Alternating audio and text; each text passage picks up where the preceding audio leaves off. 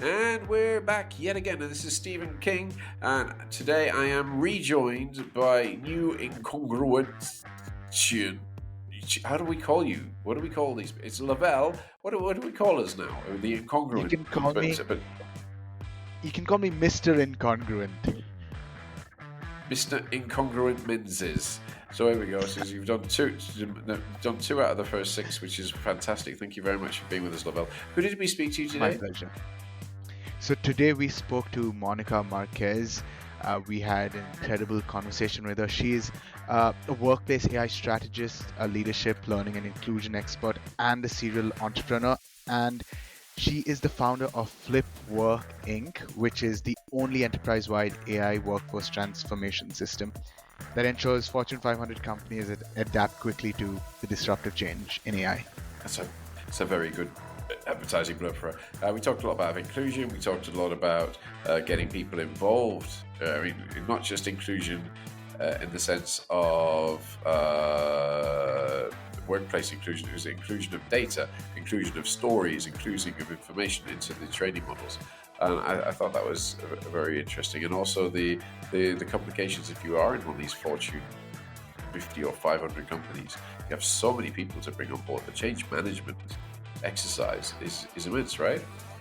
Yeah, absolutely. And I loved her transparency about the fact that bias does exist in all sorts of AI tools and models. And in the podcast, we discuss, her views on this bias and the importance of inclusion and what the next steps would be for companies, big or small. Absolutely super. Well, thank you again, Lavelle, for joining us. And we're ready to go. Here we go.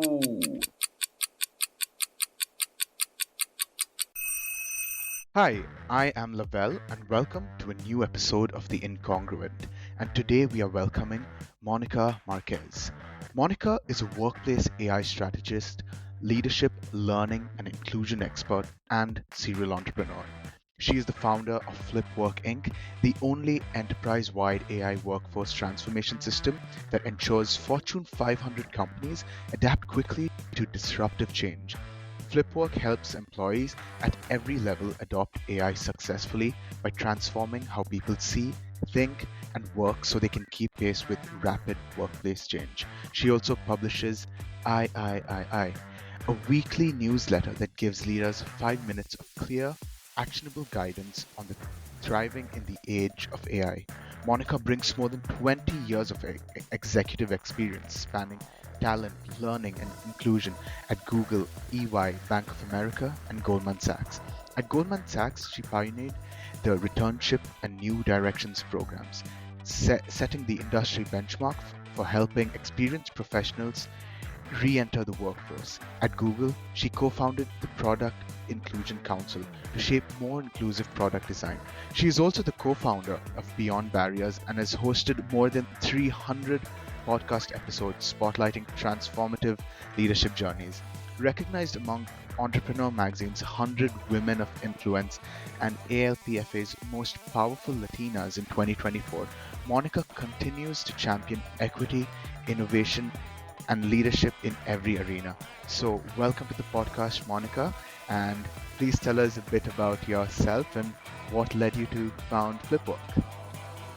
Awesome. Thank you so much, Lavelle. I appreciate the intro. A little bit about myself. I am the founder of Flipwork Inc. It's a workplace AI company that's helping organizations really adapt to disruptive change, right? And mainly, the problem we're trying to solve is that AI is changing jobs faster than people can change how they work and how they change themselves. And unfortunately, we're seeing now more and more of the research and reporting that most companies are still relying on outdated training and change management models that are slow, costly, and they're really disconnected from the daily workflows. And the result is that we have leaders who feel unprepared, and employees who are disengaged, and transformation efforts are failing to stick, even though companies are trying to adopt AI and rolling them out. And so Flipwork is intended, we've created that to solve that problem. We help employees reimagine how they work so they can adapt quickly and continuously. And the deeper challenge isn't just about skills, it's really aligning that identity, the mindset, and the environment so that change becomes sustainable and scalable, right? And so, really getting where the companies themselves are bringing in tools with a purpose. What is the purpose of the AI tools we're bringing in? What are the outcomes and outputs that we want? And have that clear transparency with the employee, so the employee understands how they're supposed to start leveraging. So, just by way of my expertise and just history, my own career history is where I spent more than 20 years as a corporate executive at several of blue chip companies where I helped build programs focused on people transformation and leadership. And along the way, really understanding how people need to adapt to change, right? And so today, my focus is on helping people at every level of a company adopt AI in a very practical human centered way, right? What does this mean? Like, who do I need to be? How do I leverage AI in order to amplify the work that I do? And so that is really, in a nutshell, what my goal and mission is to do.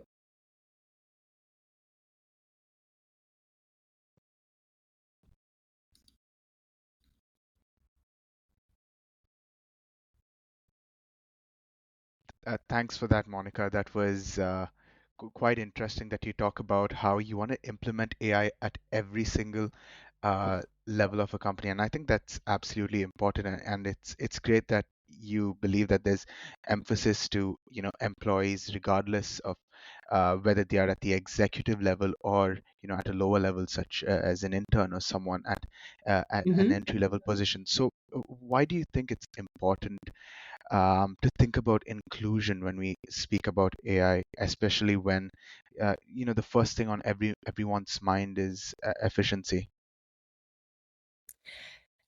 That is a really great point. Better part of my career I did spend in the areas of diversity, equity, and inclusion.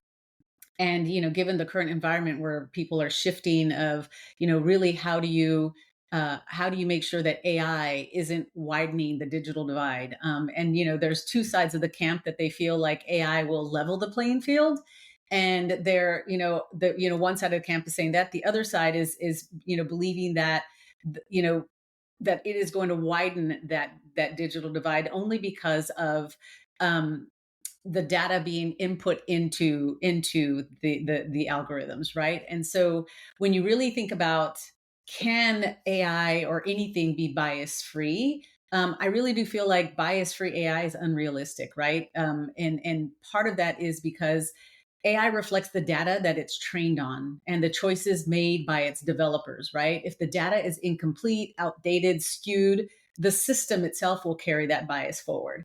And bias can also come from those hidden assumptions, right? The training data, like who's the typical customer, or what is, and that's important because we all have a limited frame of reference, and we each have that, right? We each carry these unconscious biases. And if we are training a system or building a tool, we are putting our own assumptions into that. And so what we need to really focus on, what's more important is, people, that more people from across industries, backgrounds are actively engaging with AI. The more diverse the inputs, the better the systems become. And, many of you may be familiar with some of the like main platforms, right? Like you have OpenAI, ChatGPT, you have Gemini, you have, Copilot, all of these different, tools.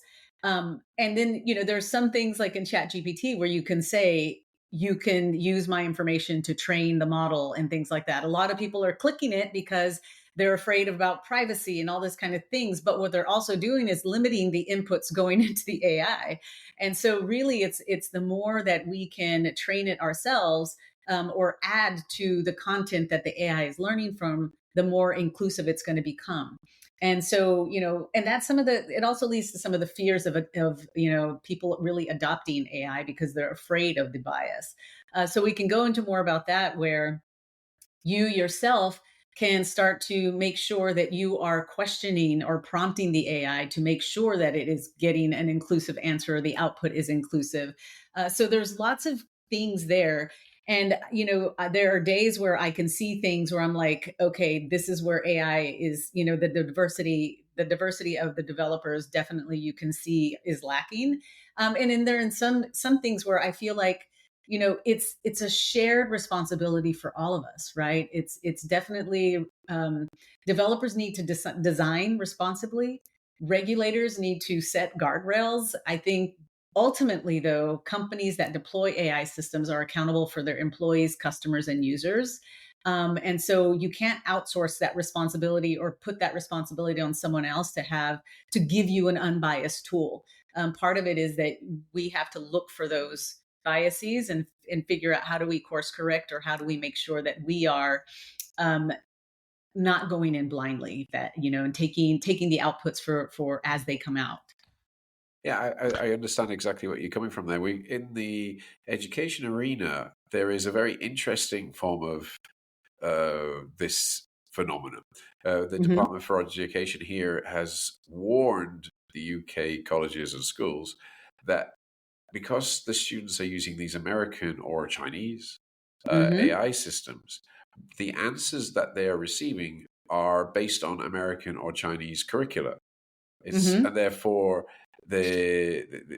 without training or having our own British system, if you like, Hmm. then we are at risk of our education system being colonized. Yes. Yeah. I don't know whether you have any thoughts on that. That is a really interesting point, and you're right, because there are certain countries who have really adopted or taken AI and kind of running with it, and others, it's that whole idea, like you're saying, we have to disrupt ourselves before we get disrupted.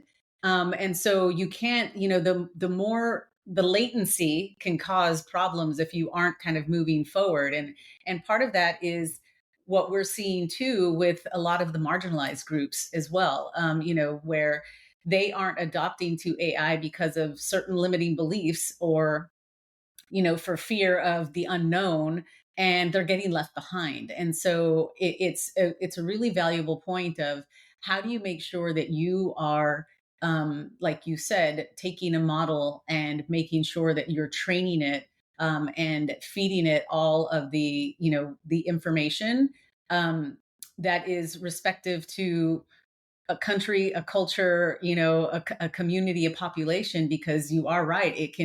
The outputs, if someone is leveraging a system that has been trained in the US, or like you said, in China or somewhere, those are the outputs that are going to come out. And you can see, like you said, naturally, there's going to be an assimilation where that unique perspective is lost. And so, how do you make sure that every culture is visible and accounted for, and in inputting that? And so that's where I feel like it's a shared responsibility of, if not, if you not you, then who, right? And so we can't rely on other developers or other people trying to infuse that, because again, they may be limited in those perspectives, or those their own perspectives may be, tainting, their assumptions of what that your perspective should be, etc. So I think it's a real problem, and it's a little bit like I've always told, when I was thinking about individuals in, just more cultural competency, is that, when you go into an organization and you start kind of drinking the Kool-Aid, you start to assimilate, and you feel like you start losing yourself. And I used to, I always tell people, you have to learn to acculturate, acculturate to an organization's culture, or like just when you're traveling, when in Rome, do as Romans do, but you still are core to, like, what are your roots? Don't forget your roots. And so I think that's part of it, is making sure that that everybody is taking part or finding responsibility and training the tools and the system, so that we don't lose, our culture, our own kind of unique perspectives, and ultimately end up assimilating to something that doesn't feel like us. So, do you think that each company will eventually take its own flavor? I mean, I've seen in the advertising industry they're protecting their brands information, so they're building their own localized LLM models. But do you think there's going to be like a voice of Kellogg's or a voice of McDonald's where they have their own AI with its own Ronald McDonald AI? Is that what you predict? No, I predict more of individuals. Like what we're seeing is that many of these larger platforms are coming to organizations with the enterprise model that's kind of a closed environment.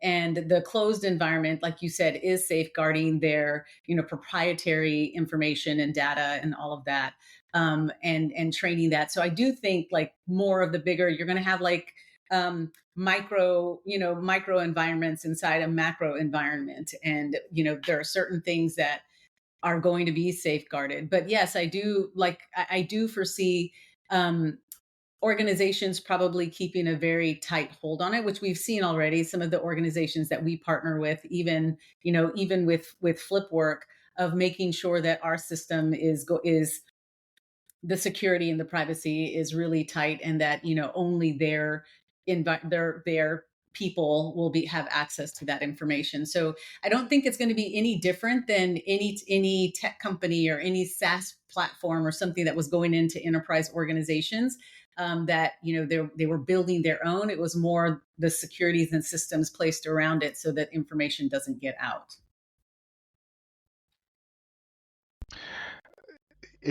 I like the fact that we all can collectively agree that uh, AI can have a bias, and Hmm. I'm one of the people who has selected the option where, ChatGPT can use the information that I've given it in the past, and I believe it is very, very useful, at least on an individual level. Whenever I ask any question, now for example, right now I'm in my job hunting phase, so if I ask Uh-huh. it to write a cover letter for a specific job application, it already knows my information, so I don't have to spend time, you know, giving it a Yes. prompt. It already knows uh, a lot of information about myself, and I personally have found it, very useful. But as you've said, uh, it is very important that AI has a lot of diverse inputs, and um, you spoke a lot about the bias, and you mentioned that when a company uses AI, they do a lot of things to safeguard themselves so that even though they are using AI, information remains confidential. But at the end of the day, they're still using a model that's created and generated by a large company. So do you think Hmm. that AI can ever be bias free? Because as Steve mentioned as well, there's you know every company, every country, is trying to create their own type of AI. China has their own, the US, India, and other countries. So do you think that we can ever reach a point where AI is bias free, or is the better goal to make the bias visible and accountable? Yeah, I mean, that's a really great question, and you know, I don't think that bias free is realistic. I think because it's at the end of the day, it's humans who are building these products, and we all know that every human has built-in biases, regardless of who you are, where you come from, your belief systems, cultural beliefs. We all have those unconscious biases that we have been conditioned in us from when we've grown up, depending on the environment or who we are. And so it's really thinking about, how do you make sure that we can identify the bias, right? Of really, how do we make sure that there's visibility or accountability of the systems, or, always the disclaimers of, we need to know where the risks are, right? How do we monitor those risks? How do we correct them? And just like companies audit finances, they should audit AI for fairness, and the transparency will start building that trust, right? And so it's really making sure that we create those checks and balances, but that we also disrupt some of that, that cognitive bias that we even have as we are kind of, whether we're involved in building products with AI and things like that. And so learning also to really leverage AI as this, I like to call AI kind of my artificial intern, kind of like, when you have an intern, you trust them to do some of the work, but you are always going to check that work to make sure that it is right, or that the perspective, or that it is representative of what you're wanting to put out there. I think that you have to treat AI kind of like that artificial intern, or that artificial teammate that's giving you information that you are then kind of bias checking yourself and making sure you're not taking the output for face value. And so those are the things where our own unique perspective is really going to help mold the outputs from AI the way that you want them as well. And so for us to be able to say that we would be able to create a bias-free AI think is really unrealistic. I don't think we will ever see it, just because we are human and we are the ones honestly creating the tool, and putting the bias in there, even if it's unconsciously putting the bias in there. So you mentioned a word. I was triggered. I'm looking for my pen to write it down so I can follow up later. The word audit. Audit your AI. And Yes. I really like the idea, because I see a lot of the academics are testing the AIs on all different kinds of criteria right now and see which one's best or Hmm. whatever. And it made me think, whatever comes, you work with such large organizations, they all have stock market and quarterly reviews. Hmm. How long is it going to be before that the use of AI and the proliferation is going to be within these quarterly reports? Is it happening already, or because shareholders should be concerned, right? I'm concerned, having just heard from you for a few minutes, and that just triggered my thought. Yeah. No, I mean, I agree. I think everybody's kind of in that learning mode, right? I think if you think back to, the days when internet was just introduced, or, when we weren't using those types of things. I mean, I see sometimes AI, especially in academia, right? Because I do have my background as well in academia, where I remember the days where, calculators were frowned upon, right? And so I feel like we're going through another evolution like that, of a revolution, a technology revolution, of where the calculator at the time was like, no, you shouldn't be using a calculator. But now I don't think I see anybody calculating anything by longhand. It's all, you're leveraging tools and technology. Um, and I think we're very in early onset with AI, where I don't know that we're going to see it in reports, like you said, in quarterly reports and everything, in the near future. But I do think that there are many like you who are thinking about, how do we make sure that we are auditing, checks and balance, but I think companies are just now figuring it out. I mean, I have lots of conversations with senior leaders at some of the big companies. Early August, I was at a conference and I was speaking with a very senior leader at Microsoft, and they were talking about, even at Microsoft, they've rolled out Copilot and all of these things where, people can leverage it to, really enhance their productivity and in the workplace.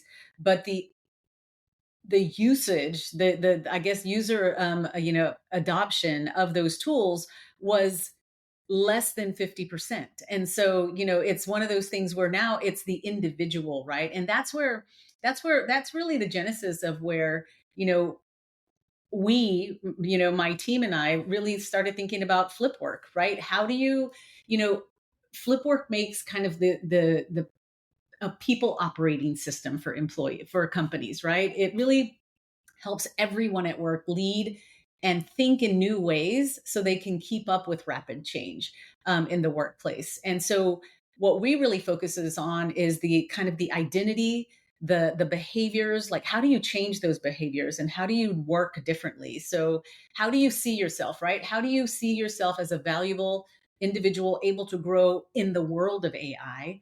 How do you build confidence and the belief that you can learn new skills and adapt, right? And I really do think that adaptability is the golden skill set now because of the constant change that AI is causing. And then how do you actually reimagine your workflows, creating like routines and tools and team habits that really help the new way of work stick? So I really do tell people that the old success book to the old playbook for success is obsolete. You have to basically create a new playbook for success. And part of this is, it's a bit scary, right, when you think about identity. And this is where I see the unfortunately the marginalized groups sometimes getting left behind a little more because of our conditioned cultural beliefs, right? So, I can speak as a Latina, a female Latina who was always taught to put your head down, work really hard. You have to work twice as hard to get half as far sometimes. And sometimes you don't trust the system where what used to take me 3 days to do something, if I use AI, it takes me 30 minutes. Well, what does that mean for hard work? Like, if I'm not doing really hard work, is it really valuable? Am I being a value add? And so you're having to get people to unlearn some of these limiting beliefs of the kind of like amount of time equals success now that AI is cutting it in half. And so then they end up fearing and not wanting to use it and saying, I'm going to do it the old way. But now they're getting left behind by individuals who are leveraging AI and getting it done in 30 minutes. So some of those cultural norms are really, I think, what's going to play out and widen the digital divide, which is really around identity and mindset. Yeah, and if you have half the company using AI and half the company not using AI, what does the manager do? Because you've got half the company finishing their work and going home at 12 o'clock on a Friday, and the rest of Yeah. them sweating and having to have. I mean, that will have a significant impact on productivity because I play rugby, and if you have the line, bit dog legged, we call it, the ball falls. It Yes. doesn't. So, Yes. what do you think the management do? You've got to have a stick and a carrot, but what are they? What can we do in the current situation? I mean, Well, that what we're kind of really helping leaders and managers, kind of like direct managers, frontline managers, is really helping them create a culture where experimenting with AI is encouraged, right?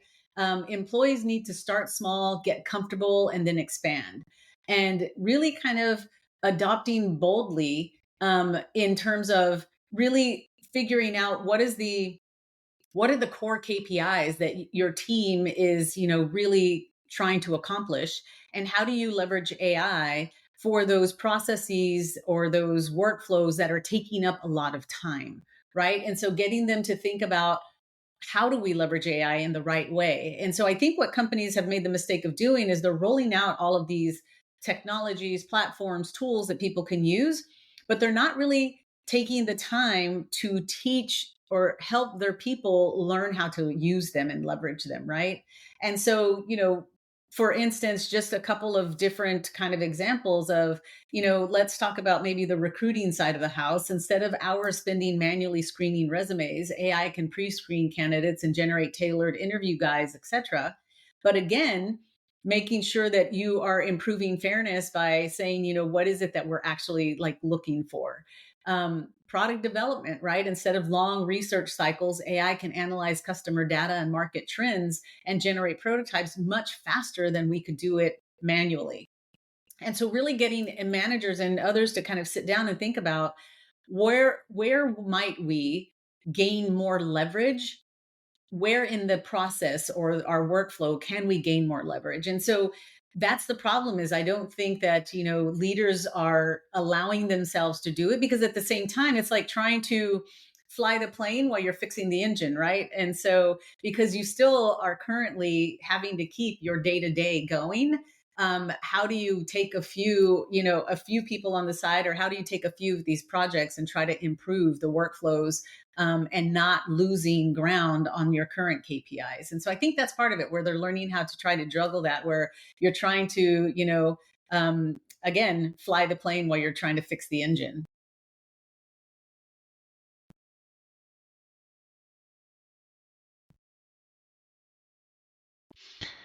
Uh, I like that you said that everyone in the company should, or if not everyone, most people in the company should experiment with the AI. Um, Hmm. it's a great one. From my personal experience, when I first started using AI, it's only when I experimented, gave it all crazy questions, I saw the true potential of it. And you spoke Hmm. about different cultural norms and how Hmm. one person may view AI differently compared to another person. So, uh, how would you ensure that everyone views AI as something that does not hold any bias, something that's here to help them out? Because you said you see AI as, an intern. So how Yeah. would an ordinary employee at a company view it the same way as you do? Yeah, I mean, I think part of it is sharing with them the reality that AI is not here to replace you, but someone who leverages AI will that if you aren't leveraging AI, someone who leverages AI will replace you. And so that is really getting them to understand that, it's one of these things, but it's not a matter of if, but when. And the new mantra really is survival of the fastest, no longer survival of the fittest, right? Who is going to be the fastest to adopt? And really starting to find easy entry points that, what are some of the things that you do that really you feel like, oh my God, this is just, not a waste of time, but this is where most of your time is being spent, that you're getting burned out. And so use AI to like prep for meetings or tailor talking points, right? Drafting follow-up emails, starting small to to understand what AI can do for you.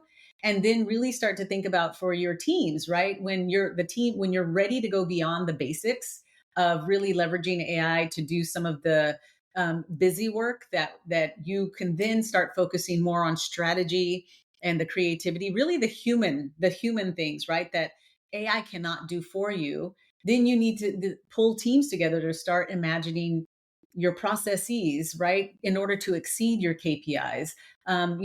For example, customer insights that shift from quarterly reports to AI driven real time analysis, opposed to gathering all of these, feedback, requests or feedback reports from customers, takes you an entire quarter to analyze them. AI could analyze them for you in a day, and you're having daily reports of, what people are, having problems with, or, customer insights and things, where you're able to iterate and innovate on a daily basis opposed to quarterly basis. And so that means leaders are going to have to make better decisions, with faster and greater, they'll be able to make better decisions with faster and greater impact. And so really getting people to just kind of get used to it, right? Is like, really starting to leverage it as their, checks and balance, and really testing themselves of, what, maybe if I need to A/B test. I'm going to do this solo the old way, and now I'm going to use AI to do it and see how the outputs are, and how might I tweak AI to get the same outputs that I trust the old way, right? And Yeah. so it's a little bit of testing and learning. I mean, it's that old adage that you see in technology spaces, if you have to test and learn and normalize the fact that AI is, if you don't use AI, then you're doing it wrong. Ha! Wow, that's a big statement. But Yeah. I think it'll be proven. I think we're coming to the end of our time now. I'm afraid, Monica. I've really enjoyed Uh-huh. the conversation. Is there any Certainly. other pointer that you would like to raise? Is there any sort of call to action you'd like any of the listeners, if they want to find out more? How would they reach you, or how would they find out a bit more? Well, you've had Yeah, this. certainly. I'm on LinkedIn, so just looking me up, Monica Marquez on LinkedIn. But we also have a newsletter, a weekly newsletter that goes out, really kind of sharing some of these. What are limiting beliefs? What is a new empowering belief you can embrace?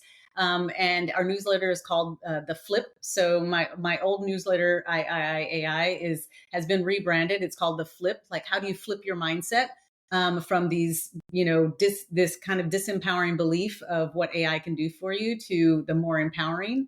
And it's called the Flip. So, and you can get it at gettheflip.com. And it's a weekly newsletter that'll give you tips and tricks, and really the trends and some of the research of, what's happening in the world of AI and change management in the workplace, to help people really learn to adopt themselves as quickly as possible. And so I'll leave people with three things, right? Don't wait. Start using AI today, even in very small ways. And ask better questions, right? What data is being used? What assumptions are baked into the outputs that the AI is giving you? And, how can you pull in your unique perspective to make sure that the outputs reflect you? And focus on workflows, right? How can you reimagine your work so AI can help you achieve more, not just do the same things faster, right? Like, how can you achieve more? How can you make those outputs even better, opposed to the status quo as, doing it the old way? Brilliant. You made me think. I'm going to go back. There's a cartoon or animation called Wallace and Gromit, where they have this sort of robotic system where when you wake up in the morning, it sort of serves him coffee, and the robots are there. That's what I'm thinking for workflow, but it might be in a more business professional sense. Lavelle, would you like Yeah, to close this down? absolutely. Okay. Monica, once again, thanks so much for sharing your wonderful insight here with us and taking your time out for this conversation as well. And for everyone listening, if you want to dive deeper into these ideas, be sure to check out The Incongruent for more episodes packed with stories and strategies from transformative leaders like Monica. And thanks for tuning in. We'll catch you next time. Thanks, everyone. Super. Thank you very much, Monica.